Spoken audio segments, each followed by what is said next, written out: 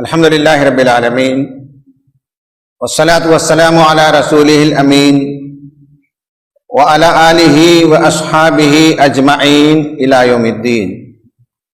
قال اللہ تعالی فی القرآن المجید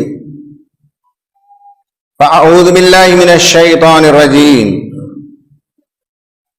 ولا تہنوا ولا تحزنوا وانتم الاعلون ان کنتم مؤمنین۔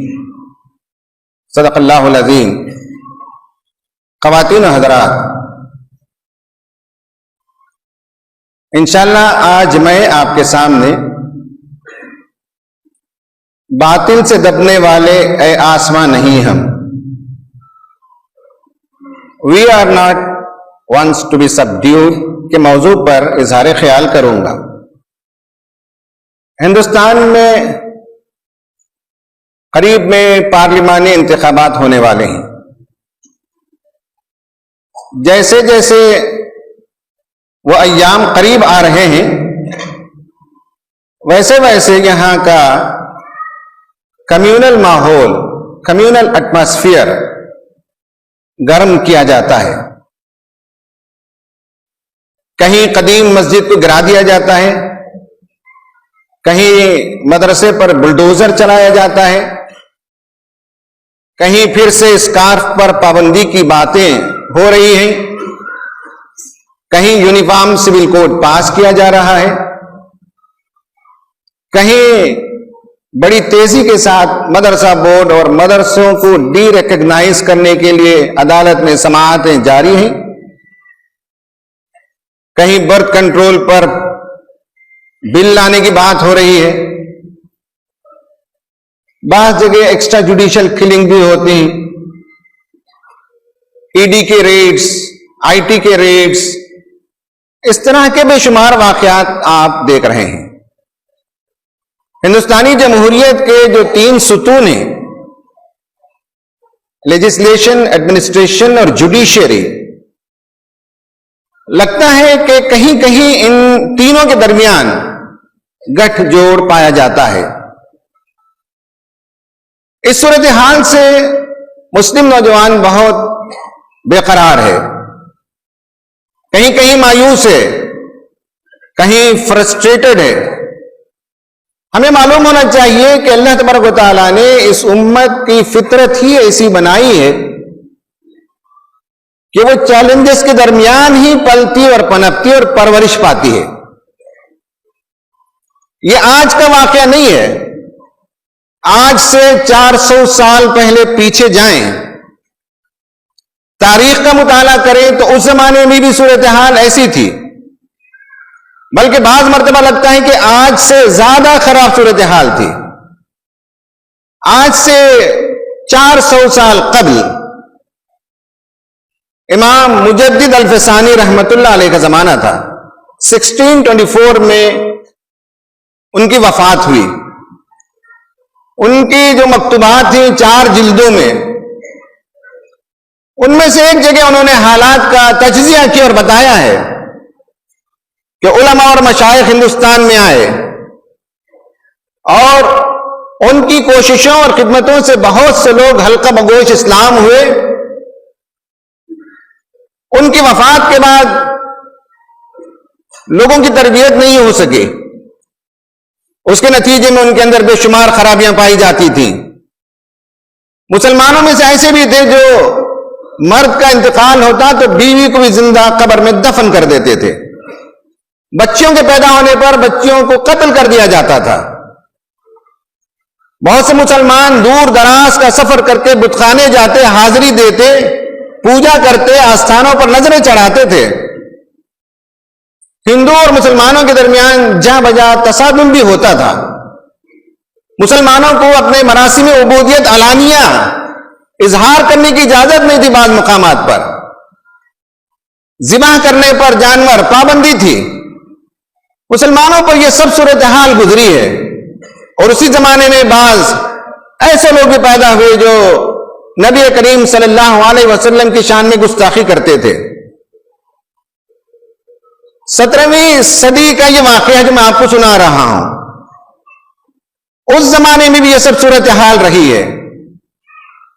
پھر جب 18ویں صدی شروع ہوئی تو مسلمانوں کا زوال شروع ہوا، اور مسلمانوں کا زوال اس صدی کے اختتام پر مکمل ہو گیا۔ 1707 سے شروع ہو کر 1799 پر جب ٹیپو سلطان رحمت اللہ علیہ شہید ہو گئے تو مسلمانوں کی سلطنت کا سورج غروب ہو گیا، مسلمانوں پر ایک طویل اندھیری رات چھا گئی۔ اسی زمانے میں شاہ ولی اللہ محدث دہلوی رحمت اللہ علیہ پیدا ہوئے، امت کو سنبھالنے کی انہوں نے کوشش کی۔ اس زمانے میں بھی بہت سی کوششیں ہوتی تھی لوگ اسلام کی طرف نہ آگے بڑھ سکیں، اس کے لیے Bhakti movement, Jogi movement, Nanak Panthi movements, Tara Chand نے اپنی کتاب میں influence of Islam on Indian culture میں لکھا ہے کہ یہ سب تحریکیں اس لیے برپا کی گئی کہ کہیں اسلام سے لوگ متاثر نہ ہو جائیں، اور اسلام کی طرف رغبت جو بڑھ رہی تھی اسے روکنے کے لیے تحریکیں شروع کی گئیں۔ اپیرنٹلی ظاہری طور پر لگتا ہے کہ یہ دینی تحریکیں، یہ روحانی تحریکیں ہیں، جبکہ لکھا گیا ہے کہ یہ ہندو احیا پرستی کی تحریکیں تھیں، رینائزنس موومنٹس تھیں یہ ساری چیزیں۔ اور اس زمانے میں بھی دیکھا جاتا ہے کہ مسلمانوں کی صورتحال خراب تھی، جگہ جگہ پر مسلمانوں کی جائیدادوں کو لوٹا جاتا تھا۔ انگریزوں کی لڑائی مغل سے 1757 میں جو ہوئی، اس کے بعد وہ بولڈ ہو گئے، اور جہاں جہاں ان کی حکومت قائم ہوتی چلی گئی وہاں انہوں نے نمبر ایک ہے کہ مسلمانوں کا جو خوشحال معاشی طبقہ تھا اس طبقے کو انہوں نے ختم کر دیا، ان کی معاشی کمر انہوں نے توڑ دی، اور ان کی جگہ جو انگریزوں کی چاپلوسی کر سکتے ہیں انہیں سامنے لایا گیا۔ نمبر دو یہ ہے کہ مسلمانوں کا نظام تعلیم ختم کر دیا گیا اور لارڈ میکالے کا نظام تعلیم رائج کر دیا گیا۔ نمبر تین، اس وقت کی جو سرکاری زبان فارسی تھی اسے ختم کر دیا گیا اور انگریزی زبان کو جاری کر دیا گیا۔ نمبر چار یہ ہے کہ جہاں جہاں گورنمنٹ میں ویکنسیز نکلتی تھی اعلان ہوتا تھا کہ یہ آسامی، یہ ویکنسی صرف ہندوؤں کے لیے ہے، مسلمانوں کو جاب سے بے دخل کیا گیا۔ نمبر پانچ، تاریخ نویسی شروع کی اور مسلمانوں اور ہندوؤں کو لڑانا شروع کیا۔ اور نمبر چھ، مسلمانوں کی خودی کو توڑنے، ان کے عزم و حوصلے کو پست کرنے اور ان کے اندر جو قوت تھی، جو احساس تھا خیر امت ہونے کا اور جو دینی جذبہ تھا، انگریزوں نے نفسیاتی اور عملی ہر پہلو سے مسلمانوں کو شکست دینے کی کوشش کی، مسلمانوں کے اندر مایوسی پیدا کرنے کی کوشش کی۔ یہ 1707 سے 1719 تک 18ویں صدی کا یہ معاملہ ہے۔ اس زمانے میں بھی بہت سی تحریکیں پیدا ہوئی، شہیدین کی تحریک پیدا ہوئی، مسلمانوں میں ماس موومنٹ چلایا گیا، دینی بیداری لائی گئی، دینی شعور بیدار کیا گیا، لکھنے والوں نے لکھا، میدان عمل میں کام کرنے والوں نے کام کیا۔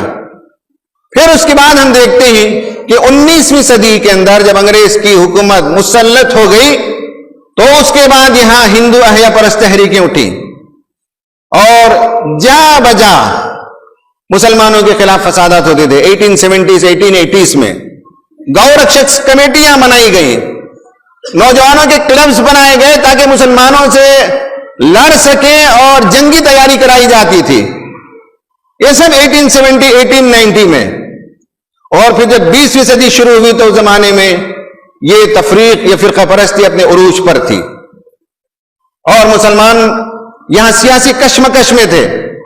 اس زمانے میں جو کچھ ہوا وہ آپ بھی جانتے ہیں، نبی کریم صلی اللہ علیہ وسلم کے خلاف بھی کتابیں لکھی گئیں، شدی تحریک چلائی گئی تاکہ مسلمانوں کی گھر واپسی ہو، مسلمان پھر پرانے آبائی دین کی طرف چلے آئے جہاں سے صدیوں پہلے وہ مسلمان ہوئے تھے۔ فسادات کا ایک نہ رکنے والا سلسلہ تھا، یہ سب کچھ چل رہا تھا۔ اس کے بعد آزادی ہوئی اور آزادی کے بعد کی تاریخ بھی ہمیں معلوم ہے۔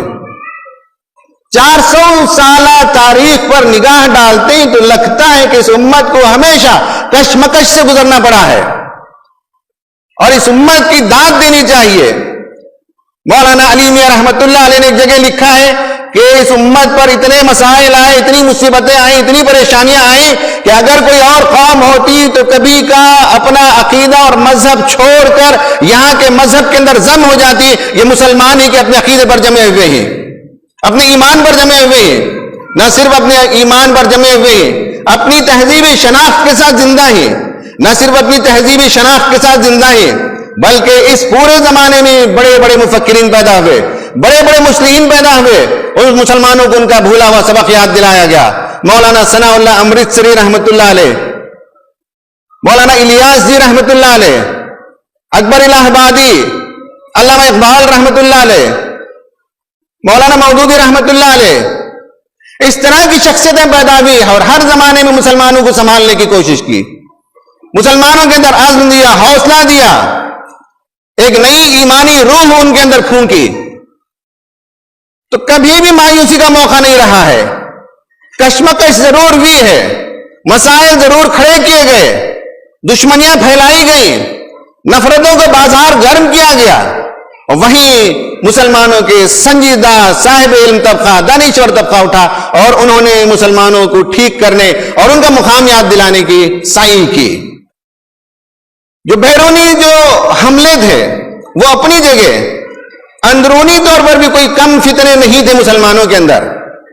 مسلمان جیسے ہی جدید تعلیم یافتہ ہو جاتا اس کے اندر مغرب زدگی آ جاتی. مغرب سے وہ مروب تھا, اسلام کے خلاف باتیں کرنا فیشن تھا, اسلام کے خلاف ٹھٹے اڑاتے تھے, کالج میں پارکوں میں نماز پڑھنا معیوب تھا, انکار حدیث کا فتنہ عام تھا, قادیانیت بھی بڑھ رہی تھی, کمیونسٹ ہونا یہ بھی ایک فیشن تھا اپنے زمانے کا.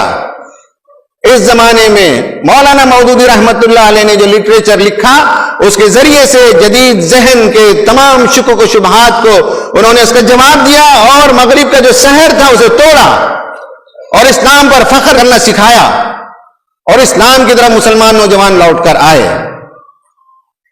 تو کہنے کا مطلب یہ ہے کہ باطل سے دبنے والے اے آسمان نہیں, ہم 100 بار کر چکا ہے تو انتہا ہمارا, ایک بار نہیں, 2 بار نہیں, کئی بار ہم اس امتحان سے گزرے ہیں اور ہر بار سکسیسفل ہوئے ہیں. تو آج جس مرحلے سے ہم گزر رہے ہیں ہمیں تاریخ بتاتی ہے, ہمیں قرآن بتاتا ہے, ہم سیرت بتاتی ہے کہ یقیناً پھر ہم انشاءاللہ اس ٹیسٹ میں بھی کامیاب ہوں گے اور انشاءاللہ اس ملک کی تقدیر کو ہم بدلیں گے, اس ملک کو راستہ ہم دکھائیں گے. جو کچھ ہو رہا ہے اس سے معلوم ہوتا ہے کہ ہمارے سیاستدانوں کے پاس اس ملک کی تعمیر کا کوئی نقشہ موجود نہیں ہے. اگر نقشہ موجود ہوتا آپ کے پاس موجود ہے, انسانیت کی برابری کا آپ کے پاس نقشہ موجود ہے, یہاں معاشی عدل کے لیے آپ کے پاس نقشہ موجود ہے, سماج میں عدل قائم کرنے کے لیے آپ کے پاس نقشہ موجود ہے. آپ اگر اس ملک کی تعمیر کے لیے بلو پرنٹ لے کر اٹھیں گے تو سب کو آپ شکست دے سکتے ہیں, اس لیے کہ دوسروں کی جھولی میں نفرت کے علاوہ اور دشمنی کے علاوہ کوئی اور چیز کسی کے پاس نہیں ہے. تو ہمیں قرآن نے کہا وَلَا تَهِنُوا وَلَا تَحْزَنُوا وَأَنْتُمُ الْأَعْلَوْنَ إِن كُنتُم مُؤْمِنِينَ.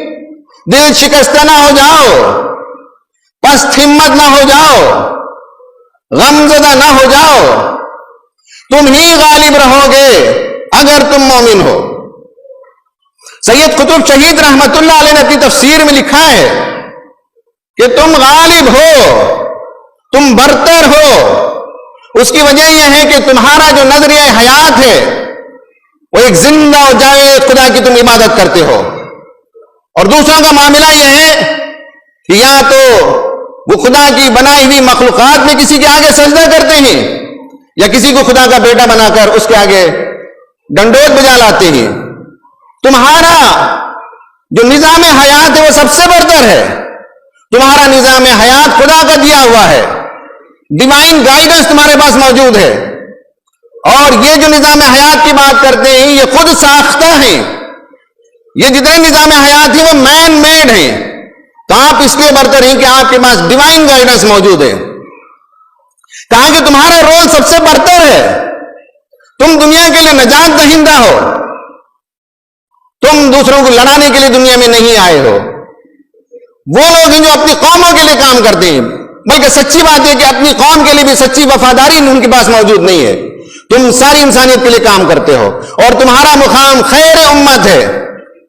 تم اللہ تعالیٰ کے پیغام کے نمائندے ہو, تم اس کا امین ہو, تم حامل کتاب ہو, تم رسول صلی اللہ علیہ وسلم کے نمائندے ہو, تم برتر ہو ہر پہلو سے. تمہارا نظریہ حیات, تمہارا نظام حیات, تمہارا رول اور اس قرۂ عرضی میں تمہارا مقام سب سے بلند ہے. اگر تمہیں اس کا شعور ہو جائے, اگر تمہیں اس کا احساس ہو جائے تو دنیا میں بہت بڑا کام کر سکتے ہو. لیکن انفارچونیٹ بات یہ ہے کہ مسلمانوں کو اس کا احساس نہیں ہے کہ وہ خیر امت ہیں, وہ بہترین امت ہیں.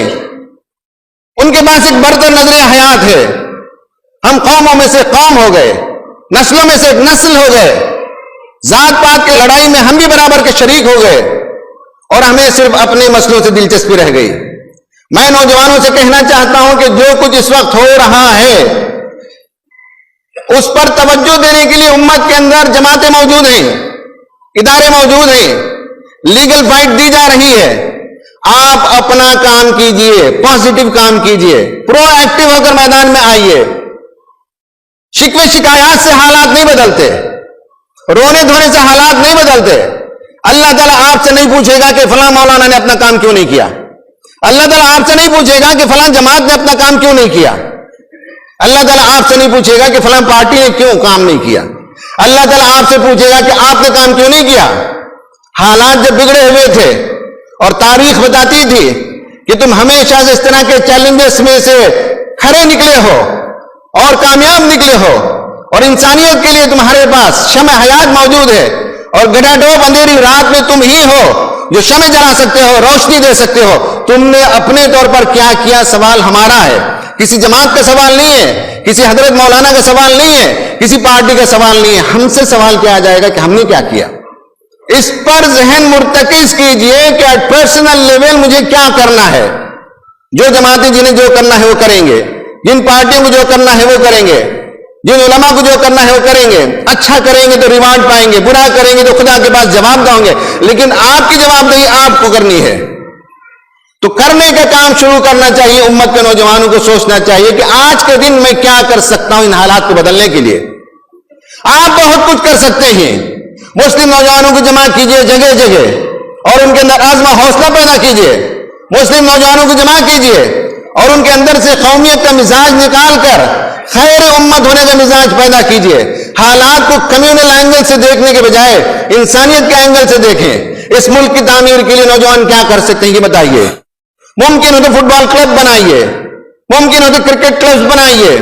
جہاں جہاں ممکن ہو آپ کے پاس وقت ہو تو دروازہ کھولیے, روم کھولیے, اپنا آفس کھولیے, کہیں بیٹھیے آپ اور نوجوانوں کو بلائیے کہ آؤ میں تمہارے لیے 10th کے ایگزام کی تیاری کراتا ہوں, آؤ میں تمہارے لیے 12th کے ایگزامینیشن کی تیاری کرا سکتا ہوں. محلے میں جائیے جہاں گندگی غلاظت ہے وہاں پاکی صفائی کی مہم چلائیے.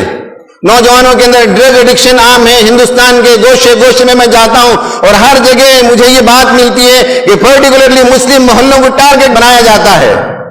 ایسا لگتا ہے کہ بائی ڈیزائن یہ ہو رہا ہے اور مسلم نوجوان اس کے عادی ہوتے جا رہے ہیں. کیا ہماری یہ ذمہ داری نہیں بنتی؟ کسی جماعت کا ہم انتظار کریں گے, کسی پارٹی کا انتظار کریں گے, کسی حضرت کا انتظار کریں گے؟ آپ کے محلے میں اگر ڈرگ ایڈکشن کا پرابلم ہے تو ڈی ایڈکشن کے لیے کیمپین چلانا آپ کا کام ہے. غیر مسلم دوست جن کے آس پاس آپ رہتے ہیں ان سے دوستی کرنا, ان سے محبت کرنا, ان کے دکھ درد میں کام آنا اور موقع ملنے پر ان کے سامنے اسلام کی پیاری تعلیمات پیش کرنا. بحث و جدال کرنے کی ضرورت نہیں ہے. ہر انسان کی فطرت کے اندر خدا موجود ہے. ہر انسان فطری طور پر خدا شناس ہے, خدا کی طرف آنا چاہتا ہے. ڈیبیٹ اور بحث کرنے کے بجائے خوش اسلوبی کے ساتھ ہم بہتر طریقے سے اسلام کی دعوت پیش کریں. ایسے کرنے کے 100 کام ہی آپ یہ کہہ نہیں سکتے کہ مجھے نہیں معلوم ہے کہ میں کیا کروں. مولانا نعیم صدیقی صاحب کا کتاب چاہے تحریکی کام کا خاکہ, اس میں وہ لکھتے ہیں کہ میرے جانے من تم کہتے ہو کہ میں کچھ نہیں کر سکتا, مجھے کام نہیں معلوم. پھر وہ کہتے کہ کیسے تجھے کام نہیں معلوم؟ وقت ہوتا تو تم نکل جاتے کسی محلے میں, غریب بچوں کو جمع کرتے, ان کو پڑھاتے, فلاں کام کرتے, فلاں کام کرتے. پوری ایک فہرست انہوں نے دی ہے, حالانکہ کتاب 20-22 پیج کا ہے. جس میں کرنے کے کام بتائے گئے ہیں کہ امت کے نوجوان کیا کیا کام کر سکتے ہیں. مرد بھی کر سکتے ہیں، عورتیں بھی کر سکتی ہیں، لڑکوں کو بھی اپنا کام کرنا ہے، لڑکیوں کو بھی اپنا کام کرنا ہے. اس ملک میں انسانیت کے لیے، ملک کی تعمیر کے لیے، مسلمانوں کی بہبودی کے لیے کیا کچھ کر سکتے ہیں. یا آپ سوچیں، اگر آپ غور کریں گے کسی دن تہجد میں اٹھ کر تو 2-4 لمحات ایک سوئی کے، تنہائی کے، سکون کے مل جائیں تو آپ انشاءاللہ غور و فکر کر کے اپنے آپ کو پا سکتے ہیں کہ میں کیا کر سکتا ہوں. آپ اپنے اندرون میں جھانکیں اور آپ جو کچھ اس ملک کی صورتحال کو بدلنے میں کر سکتے ہو وہ رول ادا کرنا چاہیے. اللہ تعالیٰ سے دعا ہے کہ اللہ تعالیٰ ہمیں ان موجودہ حالات میں عزم عطا فرمائے، حوصلہ عطا فرمائے، اسلام کی خدمت کرنے کی توفیق عطا فرمائے اور اس ملک کے حالات پہ اللہ تعالیٰ مسلمانوں کے لیے، اسلام کے لیے سازگار بنائے. آمین. وآخر دعوانا ان الحمد للہ رب العالمین. اقول قولی ھذا استغفر اللہ لی ولکم اجمعین.